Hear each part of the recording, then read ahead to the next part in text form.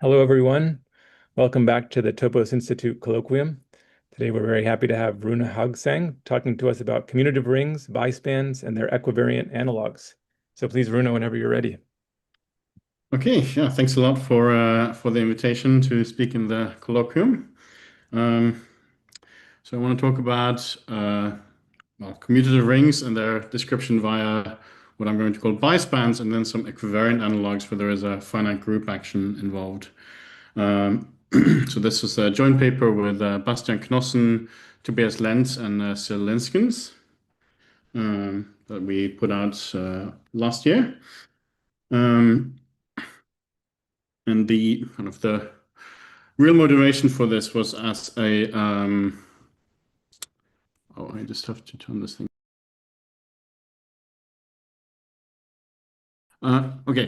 So our main motivation was coming from like equivariant homotopy theory and descriptions of ring structures and equivariant spectra, but I'm going to try and make this talk more about the algebraic structures that appear, which are kind of equivariant analogues of commutative monoids and rings, and in a homotopical context. So let me start by describing just ordinary commutative monoids.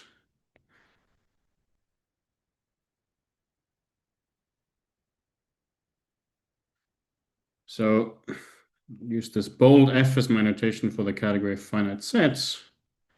And then there's a way to describe commutative monoids in terms of spans of finite sets. So span F will be the category, or more precisely, the 2-1 category of spans of finite sets. So the objects here are finite sets. And morphisms are spans. So if I have a finite set X and a finite set Y, then a morphism from X to Y is another set S with maps to both X and Y. And then composition is given by taking pullbacks. So if I have X, Y, and Z,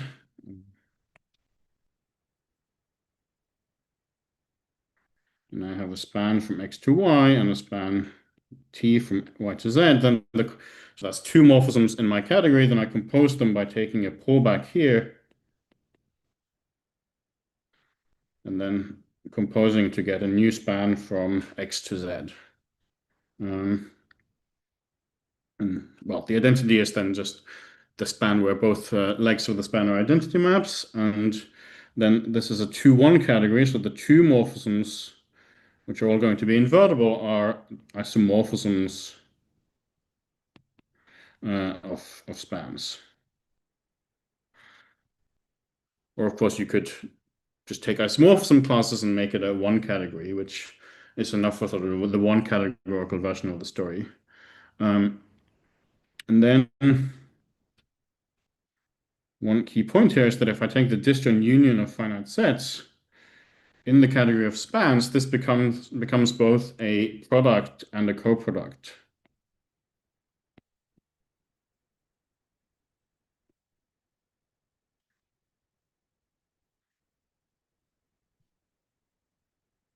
Okay. Apple always wants the password as the least convenient time, but right, so it's both a product and coproduct in spans. Okay, so I can use this this category of spans of finite sets to get a description of commutative monoids. Namely, if C is a category with finite products, then commutative monoids in C I can describe as just well, they are equivalent to product preserving functors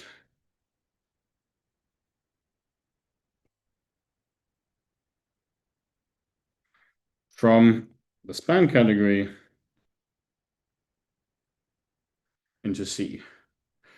So if C is a one category, you can make this pretty explicit. So if I have a functor f from spans into C, then being the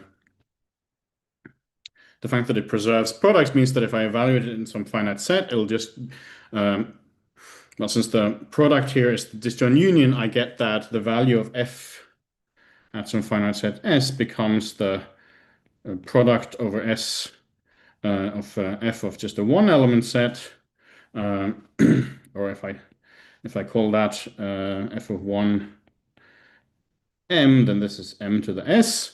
And so the idea is that the span the maps you get from the spans give you the monoid structure. So so if I have a span, see, from x to y, that's going to give me a map from m to x to the s, and the backwards one kind of just follows from the product preserving property that has to be the kind of the canonical map where you restrict, restrict along the indexing sets of the products along F.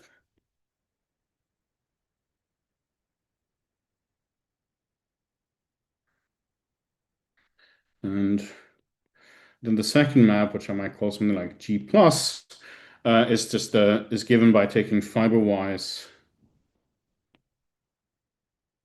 sums in my commutative monoid structure.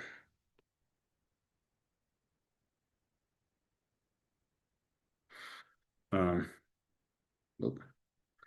then the fact that so if I have a commutative monod, I can write down this kind of functor, and conversely, if I have such a functor, it determines a commutative monod structure on this value at 1, and those are inverse constructions. So for example, the commutativity follows from the fact that if I have an isomorphism of spans, if I take just the identity map from 2 equals 2 going to 1, that's the span from 2 to 1, that's going to give me the multiplication map in the monoid, but then that's isomorphic to the one where I have the swap isomorphism from 2 to 2, since I can just put that here as well and get an isomorphism of spans. And so that tells me that the swap isomorphism has to be compatible with the multiplication map. Right. So this gives you a description of commutative monoids in terms of this category of spans. Like another way of saying this is that span F, or well, more properly, its truncation to a one category is the Lovere theory for commutative monoids. But this, from sort of the homotopical point of view, this is a really structured definition of spans, which makes it a good one, a good candidate for upgrading it to defining commutative monoids in infinity categories. So this also works as a definition of commutative monoids when C is an infinity category. And I should clarify it at least once that when I say infinity category, I'm using the Lurie convention, and that's an abbreviation for infinity one category. Right, and I should also mention that if you want to ask any clarifying questions during the talk, you should feel free to do that. I'm not, I expect there's a lot of variety in the background of people in the seminar, so maybe some of the things I'm saying are not so familiar to some people. Right. So we have this definition of a commutative monoid. You can also define commutative groups, or like commutative group objects, as a variant of this, as an additional property. So we might say that a commutative monoid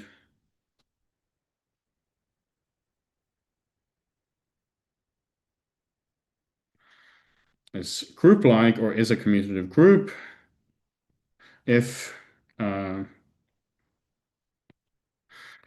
can always make a map from M cross M to M cross M that, like, heuristically just, in one component I do the multiplication, and then I just have the identity in the other. So and if this is invertible, if this is then that's a way of saying that my multiplication has inverses in my commutative monoid. So then I can define, even in the infinity setting, a full subcategory of commutative groups in C as a full subcategory of commutative monoids in C.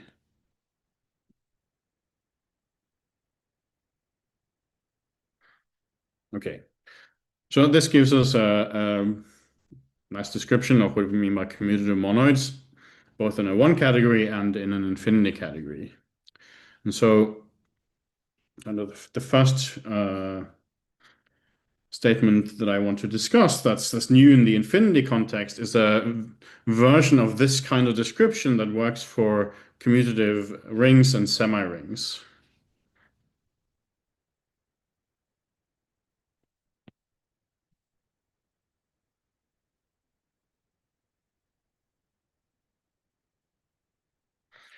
And so this will be in terms of what I'm going to call bispans.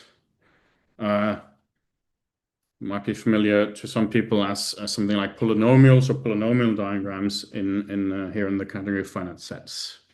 Right, so if I'm going to describe commutative rings in terms of these bispans, we first have to think about what would we mean by defining rings in a sufficiently structured way that we can make sense of them in a general infinity category. So, well, as I expect is familiar, a commutative ring in the normal sense is the same thing as a commutative algebra object or commutative monoid, if you like, in the category for abelian groups with its tensor product. And you can generalize that tensor product also to just consider commutative monoids in sets, and then you get that a commutative semiring, or also sometimes called a rig. So a rig, so like it's a ring, but you don't assume that there are inverses for addition, so that there are no negatives. This is then a commutative algebra in this commutative monoids in sets, again with a tensor product that is just a generalization of that of abelian groups. So an idea here is that this way, like that we get a tensor product on commutative monoids, that actually works much more generally. So there's one part of a result of David Gepner, Moritz Groth, and Thomas Nikolaus in this infinity categorical context. So they show that if I have C any Cartesian closed presentable infinity category, then if I look at commutative monoids in C, this has a unique closed symmetric monoidal structure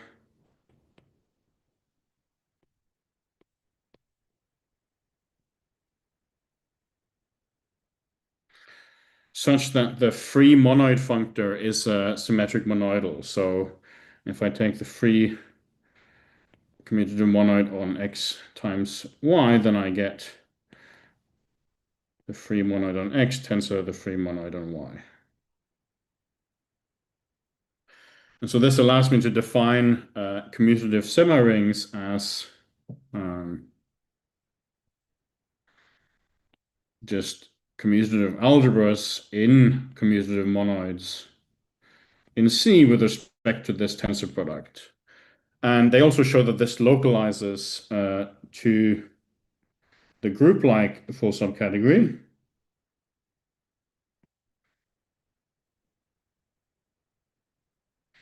And so I can then define commutative rings as, or commutative ring objects in C as commutative algebras in commutative groups in C.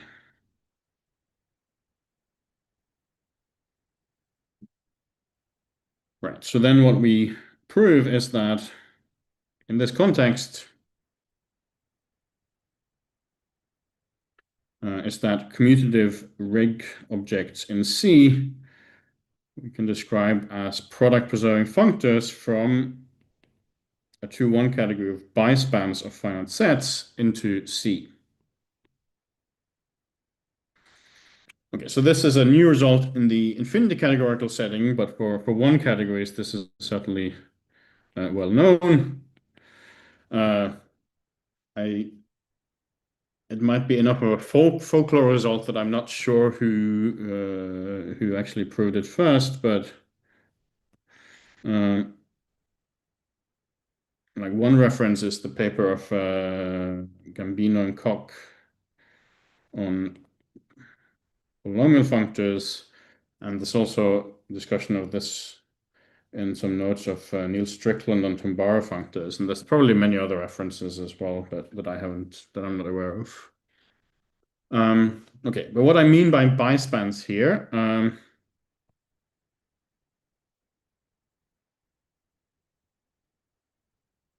so bispan of F is again a 2-1 category, so a 2 category where every 2 morphism is invertible, where the objects are finite sets.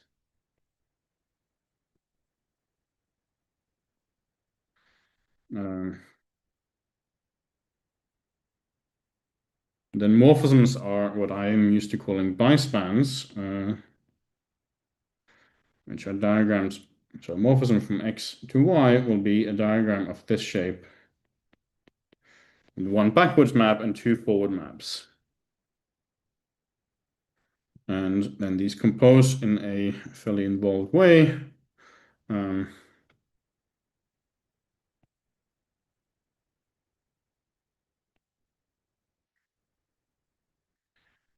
Well,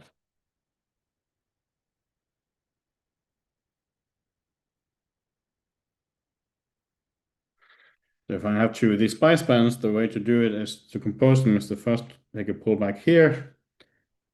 And then I have a map here, and what I do is I push it forward along this map by applying the right adjoint to pull back.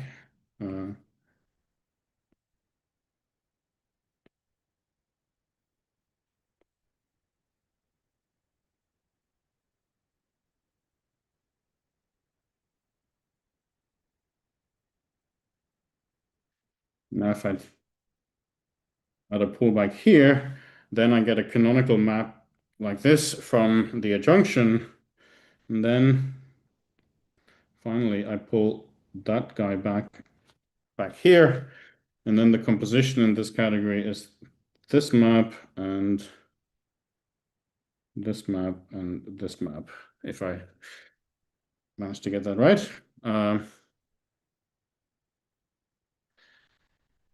Okay, so it's a fairly complicated composition law. I will look at an example in a second that maybe clarify it a little bit, but the idea is that this composition in this context of commutative rings, it's encoding the distributivity of multiplication and addition. So in this, when I described commutative monoids in terms of spans, I said that the backwards map gave you a restriction, and then the forward maps give you the sum in the monoid.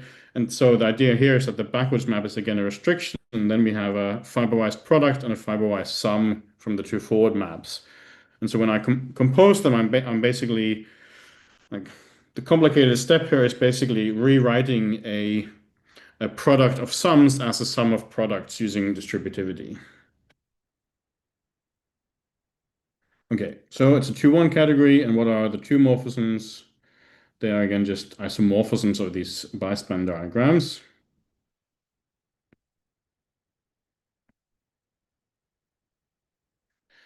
And then the disjoint union of finite sets, well, it no longer gives a coproduct in bispans, but it does give a Cartesian product.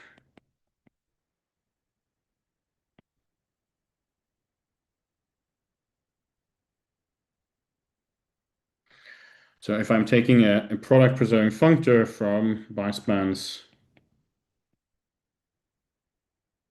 of F into some category or infinity category C, then the fact that it preserves products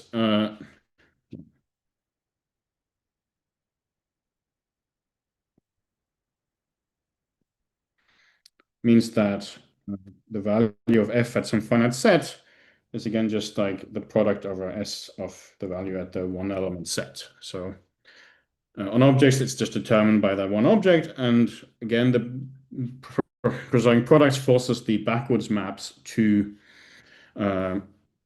just be the restriction maps from the indexing sets. So if I write R for f of 1, the idea is that that is a commutative ring. And then if I have a bispan f, I guess I call it something else here, x f s t 1. I'm supposed to get a map from R to the x to its contravariant to R to the s, and that's just going to be restriction along f.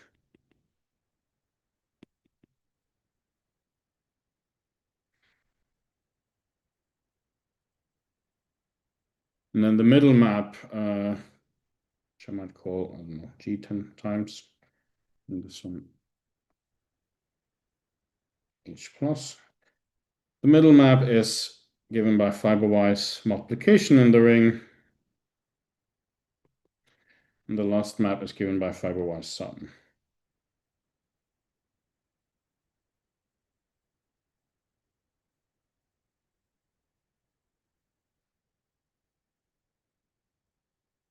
Right. So as I said, this complicated composition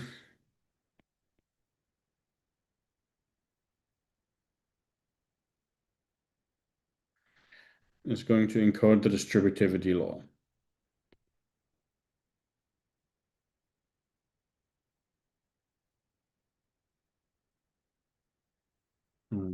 So like a simple example of that is if I take, let's say I take a disjoint union of two sets, say S and T, and I just have the identity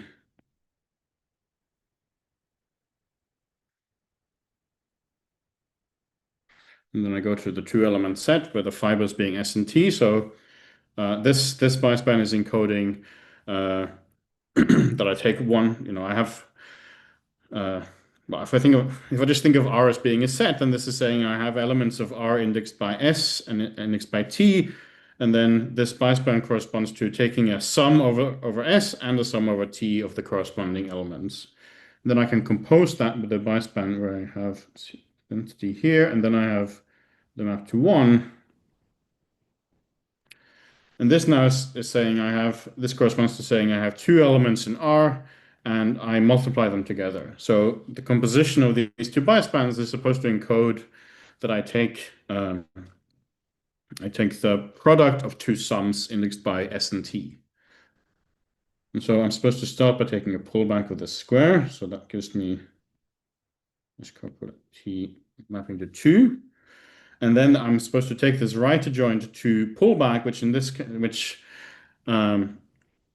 like what it does explicitly is that you take the product of the fibers. I take the product for each fiber of this map. The fiber of something here is the product of the fibers over the things that map to it via this map. So in this case, I get S times T. And then that pulls back to S times T, product S times T. And then this projection map just projects to S on the first bit. So this projects to S, and this is projecting to T. And finally, I pull this back, and so I get over here. Just pull it back along the identity, so that doesn't do anything.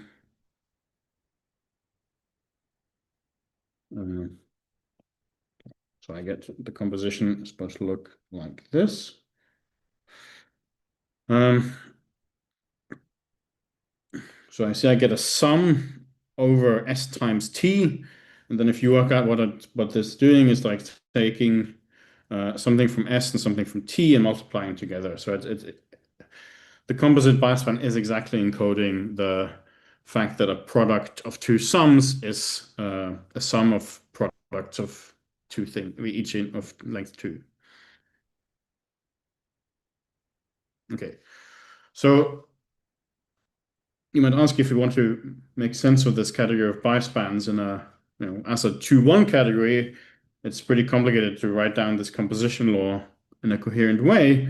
So I want to mention two nice ways to think about this category of bispans. So one that I believe is due to Ross Street is that I can think of this as a span category in spans of finite sets, where the backwards maps or any spans, but the forward maps in the spans are spans with only a forward leg. So let me try and draw that to make it clear what I mean. So I'm supposed to take a span in the category of spans. And so like there's a span in the backwards direction, and then there's a span in the forward direction, but that has to have the identity going backwards, so it looks like this. So in total there is one backward map and two forward maps. And the point is that the kind of surprising fact is that this complicated composition for bispans is given by taking a pullback in spans of finite sets. And these particular pullbacks where one leg is and the thing you're pulling back along is the identity actually exists in spans. And so as I said, I believe this is a result of Ross Street. In the classical set context like this. And then another way to think about it is that bispans of F you can describe as polynomial functors. So I can identify these bispans as just certain functors like from sets over S to sets over T. It's like, or what I mean is that like bispans from S to T can be described as polynomial functors, and then the composition by this complicated description becomes just the composition of functors.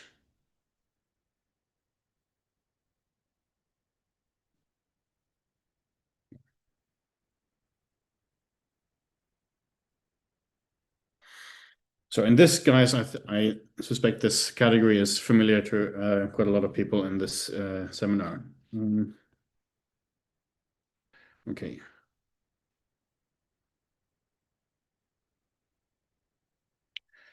Right, so let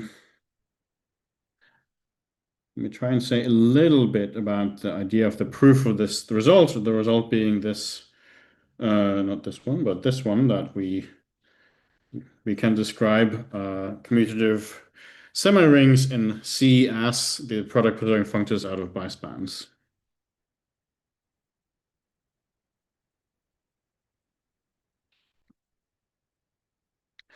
So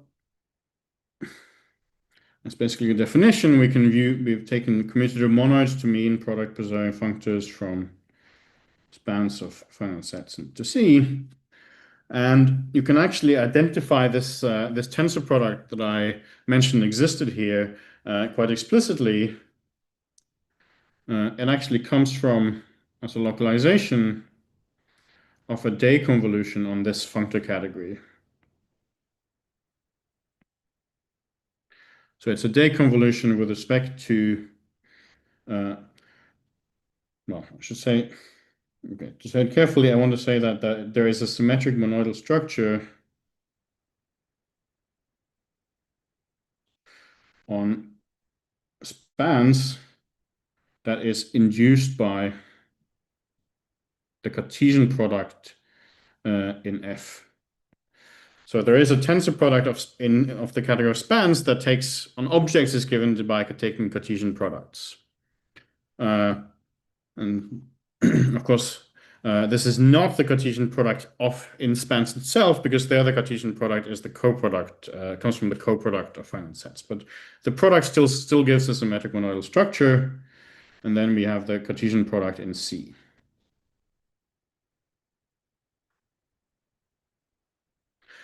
And well, so then basically the universal property of deconvolution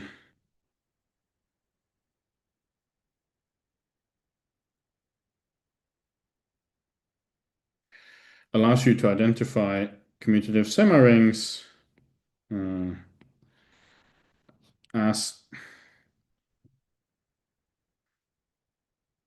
it corresponds to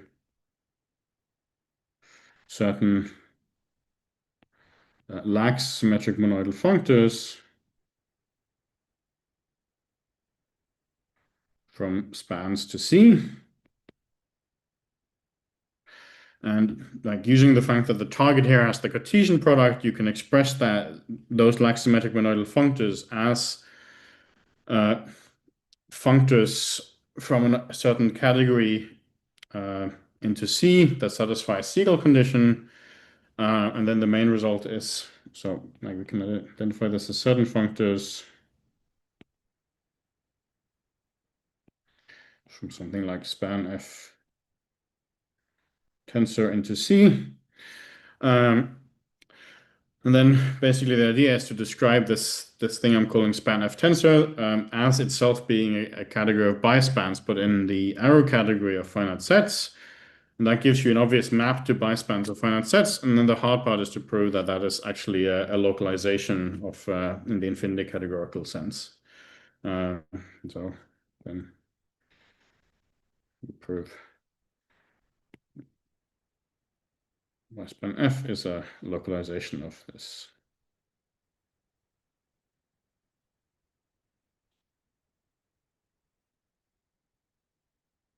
Okay.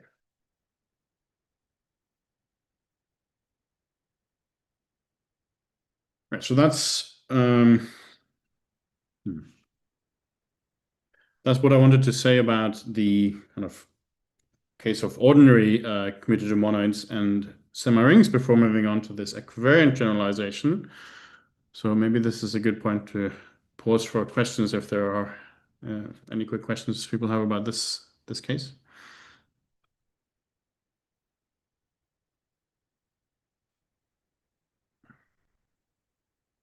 Okay, so then let me move on to the G-equivariant case. So we'll first discuss what we ended up calling normed monoids. So G is a finite group. Then I'm going to write Fg for the category of finite G sets.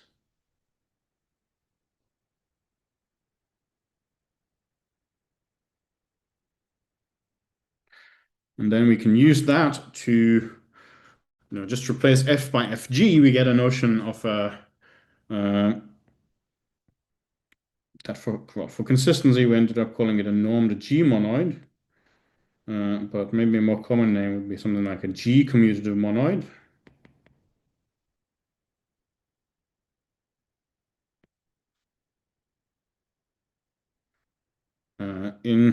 Well, C is again an infinity category with finite products. Then a norm G monoid in C is just a product preserving functor from spans of finite G sets into C.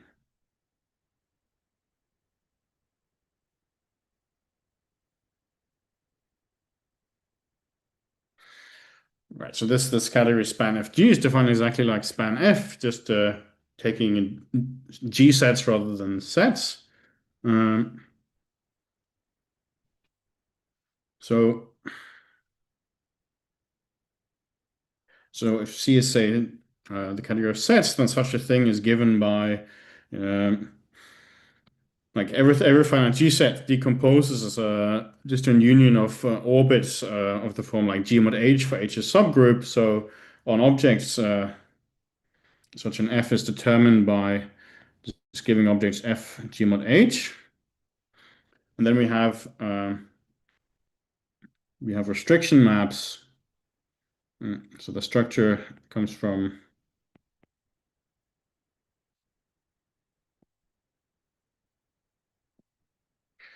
restriction maps which go in the contravariant direction. So if I have, okay, that's not very readable.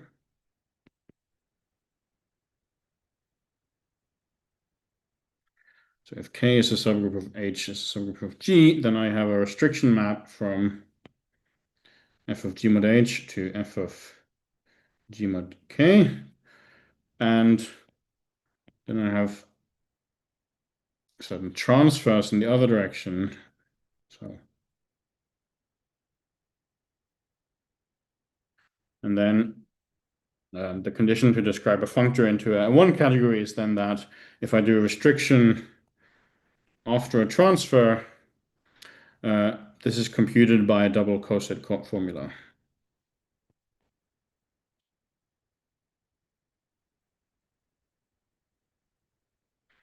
So that's kind of formula in terms of double cosets is equivalent to just saying we preserve pullbacks in finite G sets. You can also here define a notion of being group-like. In particular, for if I have a finite G set, I can just restrict to copies of that and get a commutative monoid structure on f of x. And we can say that this norm G monoid is group-like if those are all group-like.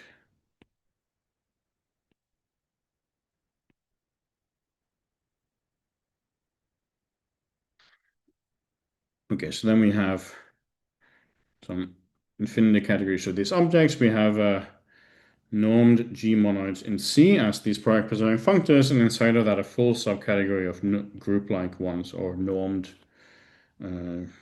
G-normed groups in C as main. Right, and so if we impose this group-like condition, that in the case of sets, this is saying that my functor f should take values in a abelian group.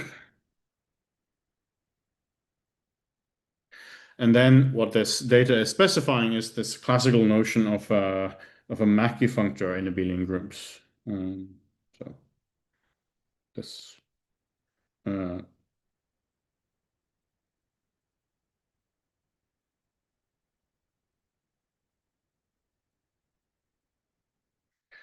so these show up both in equivariant homotopy theory as a kind of replacement for abelian groups in various contexts. Like, for example, you can define, instead of having ordinary homology with coefficients in abelian groups, if you do everything equivariantly, you should have ordinary homology with coefficients in a Mackey functor. And like homotopy groups tend, in the stable context, give you Mackey functors rather than abelian groups. And well, they also show up in representation theory as well. So it's quite a classical notion. And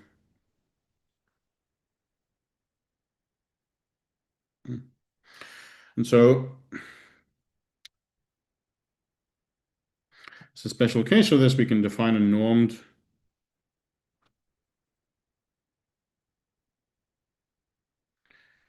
G infinity category to be one of these known monoids.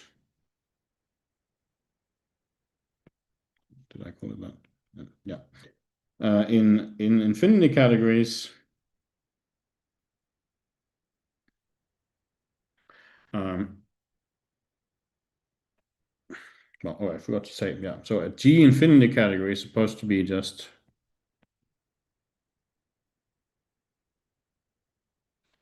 a product preserving functor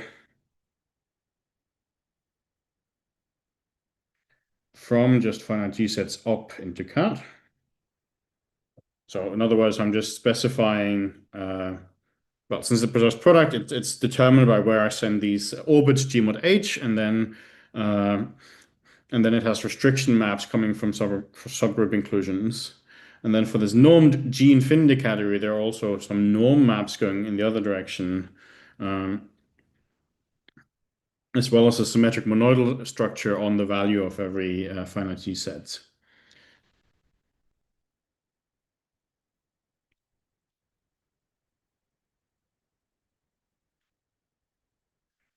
Right. So what we prove is that on these, if we have a on our C, we can enhance normed G monoids in C as a canonical structure of a normed G infinity category. So this is an equivariant analog of the fact that we had this tensor product on commutative monoids. So if you make both the commutative monoids be these G-equivariant things and the symmetric monoidal structure on them into a G symmetric monoidal structure, then you get this statement with the underlying G infinity category given by G mod H goes to normed H monoids in C. So there are like norms relating the normed monoids for different subgroups. Right, and I should also mention that this whole story is part of a much bigger program of developing G-equivariant homotopy theory with like G-equivariant high categories and homotopy-coherent algebra that's, I guess, was really initiated by work of Mike Hill and Mike Hopkins. And it's developed by people like Blumberg and Hill, and also in the more infinity categorical context by Clark Barwick, Glassman, Nardin, Shah, and well, that's an important, very important paper by Bachman and Oyoa that develops this stuff a lot. And so, yeah. Yeah, this is the statement that was relevant here that we prove. And so we have this equivariant version of a symmetric monoidal structure, and then we want to use this to define ring structures. So we have a notion of a normed rings or semirings.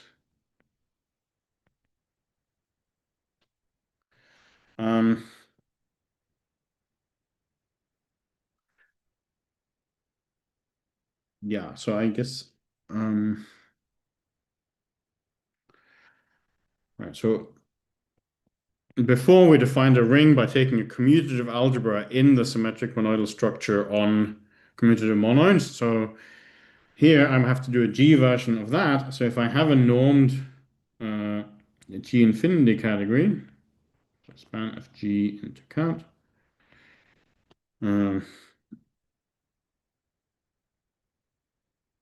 Then you can turn that into a fibration.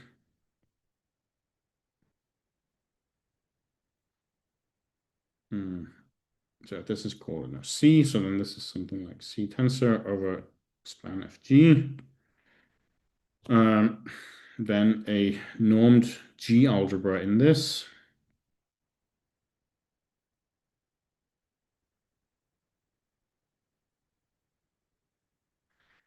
Is a section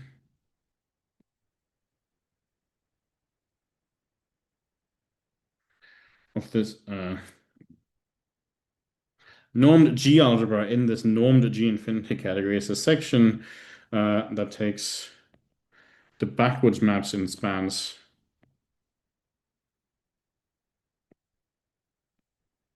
to co-Cartesian ones. Okay, so yeah, I guess I'm going through this a bit too quickly, but sort of basically what this is saying is I have this C is saying for every subgroup of my group G, I have a symmetric monoidal category that's like CH or C G mod H. And then what I'm saying is that to get this normed algebra, I'm specifying, this is called A, I'm specifying like, it gives a normal commutative algebra AH in CH for every subgroup H. And then I also have these norm maps on C. So if K is a subgroup of H, I have a norm map from CK to CH. norm from K to H. And then I want a sort of normed multiplication from the my algebra in the in CK to the one in CH. And so I also have a map from the norm of AK to AH in CH with a bunch of compatibilities, of course. But this is kind of the idea of what this one of these normed algebras is supposed to be doing. And so we end up with some infinity category of those, like normed G algebras in C. And then finally, we can define this notion of a normed semiring in C as one of these normed algebras in our normed G infinity category of normed monoids, like this. Okay. So then this is a definition we can make, and then we can define normed semirings as like the full subcategory where everything is group-like.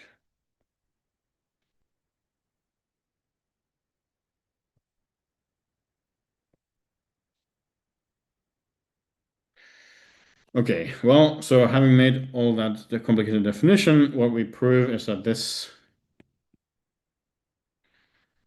normed semirings in C, in C, are equivalent to product preserving functors from bispans in finite G sets into C.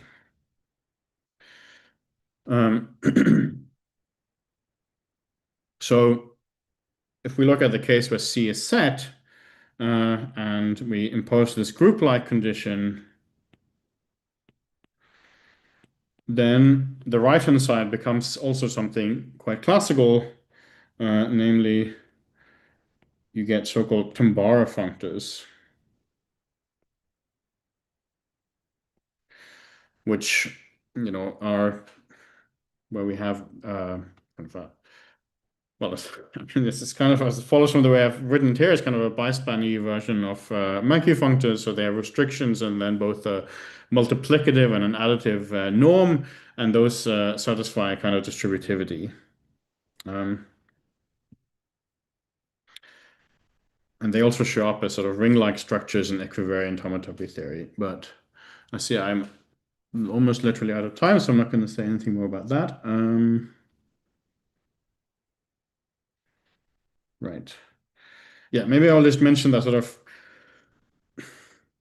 the second part of what we prove is really about this thing, or this is not. This is kind of a long story that I can't really summarize in 2 minutes, but well, this, I guess I'll just I can just write it as a theorem at least. So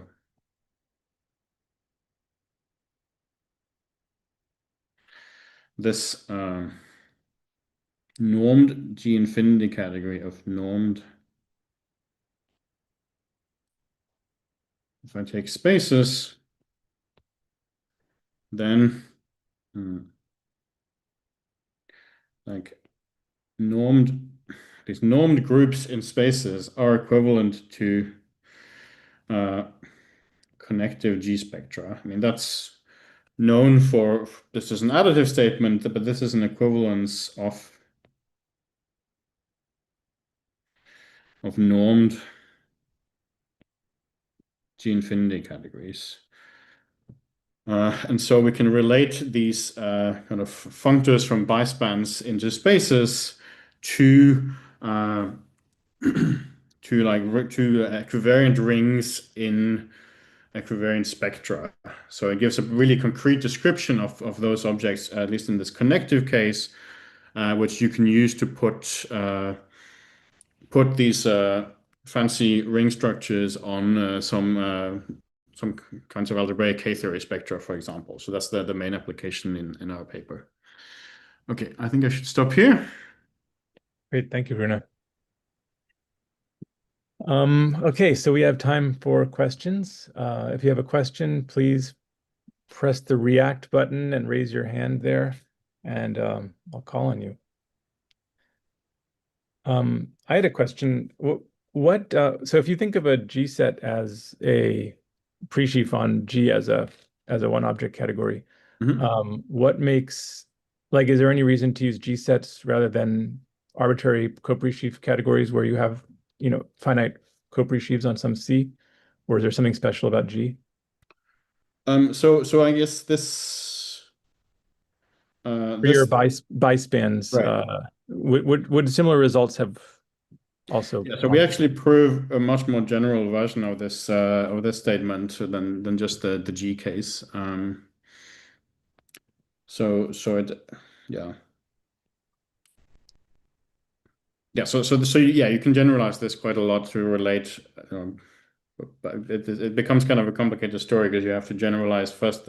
First you define a notion of commutative monoids using some span category, and then you have to sort of add on some notion of being a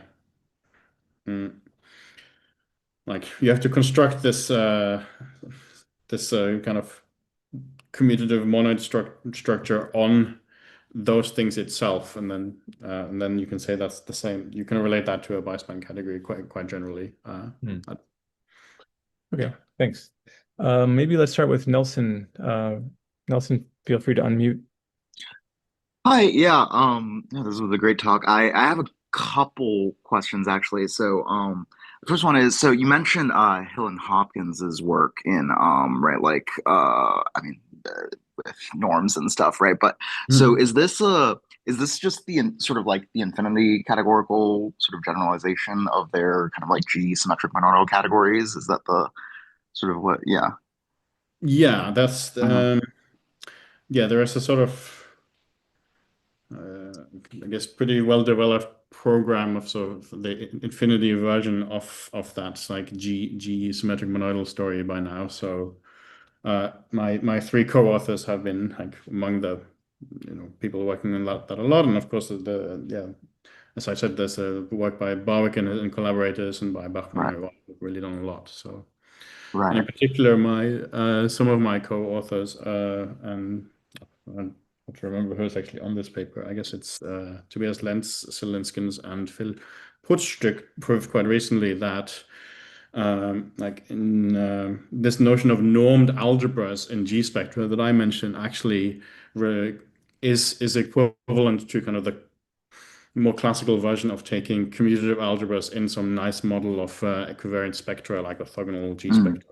So Mm-hmm. it says that these Tambara functors valued in spaces is really, in the connective case, really describe that kind of classical notion of a genuine commutative ring spectrum. Got it. Okay. Okay. No, that's really cool. And then I know Bloomberg Hill also have their work on an infinity operas, right? Like in Right. the incomplete and bi-incomplete. Can you do this in the bi-incomplete like setting as well Um, if you don't? so I think we have an kind of not by incomplete, but a half incomplete version of this. Like you can restrict. I don't know if I can remember this well enough, but like you can restrict to having only certain multiplicative norms, I guess, and then you get an equivalence. So like I said, this theorem you can prove in quite a lot of generality, but I think we didn't, or yeah, we only have this version in sort of the complete case. So like you might ask for uh, an an incomplete version of this statement where your notion of you don't take the full notion of G-commutative mono, but you restrict the kind of additive norms you have as well, and then that should correspond to some sort of partial version of G-spectra. But I don't know that it's not in our paper at least. I don't know if people have worked on that since, but uh, so that kind of blocks applying the result to by incomplete things, but you can restrict the multiplicative norms and get kind of a restriction on the bispans corresponding to that. Got it. Cool. Thank you. Okay, thanks, Nelson. And Kevin? Sure. Thanks for the great talk, Rune. I also had two questions, and if I may, one was about the commutativity, about non-commutative, I guess, Mackey or Tambara functors. I don't know if this is a thing that exists. I assume somebody's thought about it some, but you have functors out of the whole span category. Um, and I guess if you restrict the spans you allow to stop yourself from using, excuse me, symmetries in the contravariant part of the span, it seems like you'll start to get non-commutative operations. So I was just curious whether that fits nicely into the theory or isn't of as much interest or is a lot harder if we know any of that. And secondly, I was wondering about looking at functors on these various categories valued in a two category or an infinity two category. Like for instance, I guess if you take a lax functor from span thin set into span set itself as a two category, that might give you an easier way to get at symmetric bitotal categories or infinity categories. Just two things that came to mind. If that brings either of those bring anything up for you?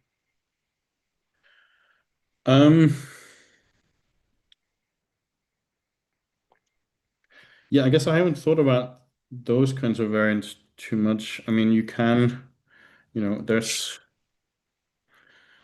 I mean, there's a certain perspective where you can make any kind of operad into something that looks like a span category with a map to the spans of finite sets. But I don't know. So my feeling is that the existence of these tensor products is quite special to the case of Right, like commutative monoids. right. So so I wouldn't expect anything to sort of extend to a general non-commutative case, I would say. Yeah, no, that's helpful to see how there's at least some substantial challenge. It still leaves me a little curious about the non-commutative Tambara case, I guess, on top of still the fully commutative, presumably base, but to think about non-commutative algebras. But Yeah, I mean, there are kind of some versions of like partially commutative structures in like equivariant structures. Like there are analogues like EN operads where right. N is replaced by a finite dimensional representation of the group. And yeah, there is like a story of G operads or G infinity operads and things like this. So yeah, that's just part of the broader picture of this story. But yeah. Sure, cool. Thank you. Great, thanks, Kevin. I'm not sure if there are any other questions. If there are, ask them quick. Otherwise, let's thank Rune again. So thank you again, Rune. And we'll turn off the live stream and